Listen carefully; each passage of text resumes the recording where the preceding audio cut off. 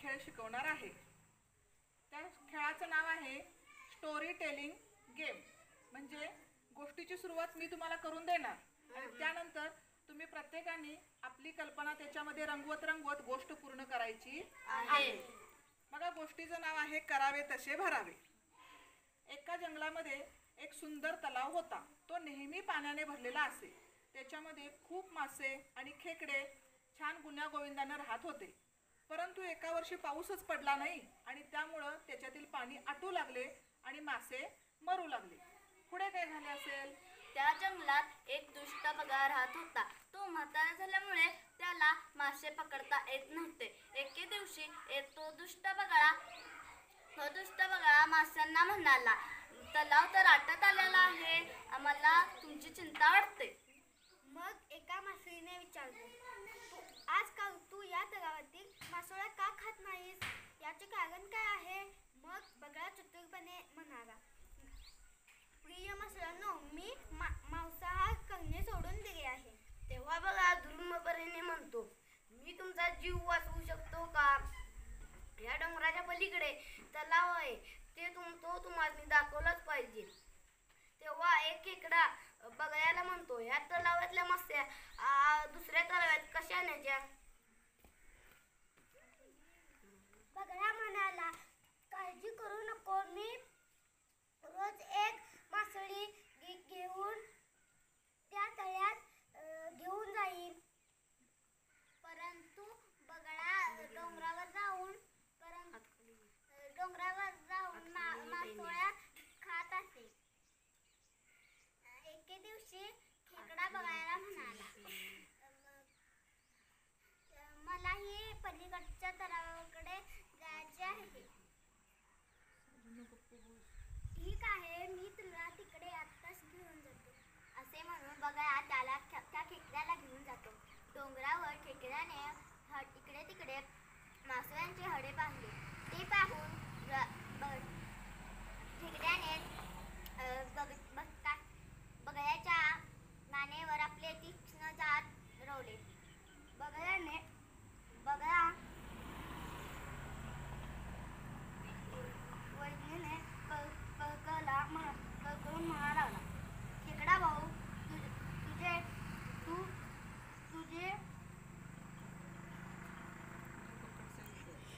तुझी पकड सैल कर. त्यानंतर खेकडा म्हणाला, तू भोळ्या बाबड्या मासळ्यांना धोका दिलास, त्यामुळे मी तुला सोडणार नाही. असे म्हणून खेकड्याने बगळ्याच्या मानेवर दाबून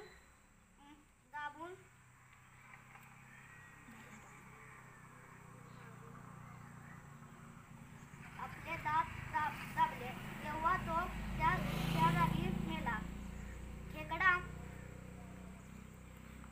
खेकडा पुन्हा तलावावर आला आणि त्याने मासळ्यांना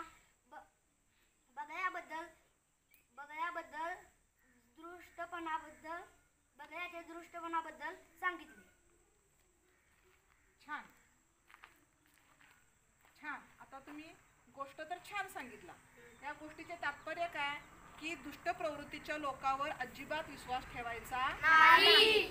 आता ही सगळी गोष्ट सलगपणे कोण सांगेल बरं? दिव्या, तू सांग.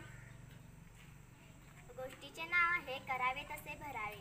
एके दिवशी एका जंगलात एक सुंदरसा तलाव असतो. त्यात मासे खेकडे राहत असे. एके दिवशी एक दुष्ट बगळा तेथे येतो आणि मासोळ्यांना म्हणतो, मासोळ्यांच्या, तुमचे तर तलावातील पाणी खूपच आटत आले आहे, मला तुमची चिंता वाटत आहे. एक मासोळी म्हणते, तलावातील पाणी आटत आले आहे, आमच्या जीवावर बांधले आहे, तू आम्हाला कसं मदत करशील? आणि तू या तलावातील एक पण मासे खात नाहीस, याचे कारण काय आहे?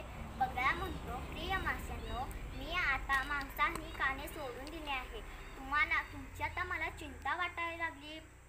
मग खेकडा म्हणतो, आता ते काय करायचं बगळा? आता मी खूपच थकला आहे यांची मदत करू.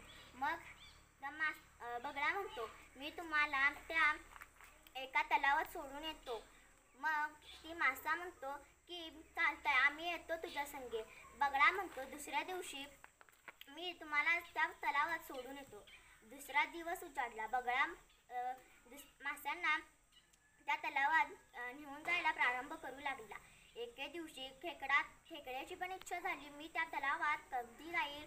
मग बगळा विचार करू लागला, खूप मासे खाऊन खूप दिवस झाले, आता जरा खेकड्याची मजा घेऊया. मग बगळा म्हणतो, आत्ताच तुला मी त्या तलावात घेऊन जातो. बगळा म्हणतो, माझ्या पाठीवर बस व माशांना तोंडात जातो. खेकडा पाहतो तर इकडे तिकडे डोंगरावर माशांचे हडे पडलेले असतात. ते पाहून आपले तीक्ष्ण दात ते बगळ्याच्या मानेवर रोवतो व बगळा कळकळीने म्हणतो, खेकडा दादा, खेकडा भाऊ, तुझी जरा पकड सई सोड. मग खेकडा म्हणतो, तू त्या हलक्या बुलक्या माशांचा काय हाल केले आहेत, आता तू जिवंत राहू शकत नाही. मग खेकड्याने त्याचे तीक्ष्ण दात खूपच रोवले व त्या बगळ्याचा मृत्यू झाला व तो पुन्हा तलावात आला व माशांना त्या दृष्टीबद्दल सांगितले व माशांनी त्याचे ऐकले. आता ते मासे खूप आनंदाने जगत आहेत.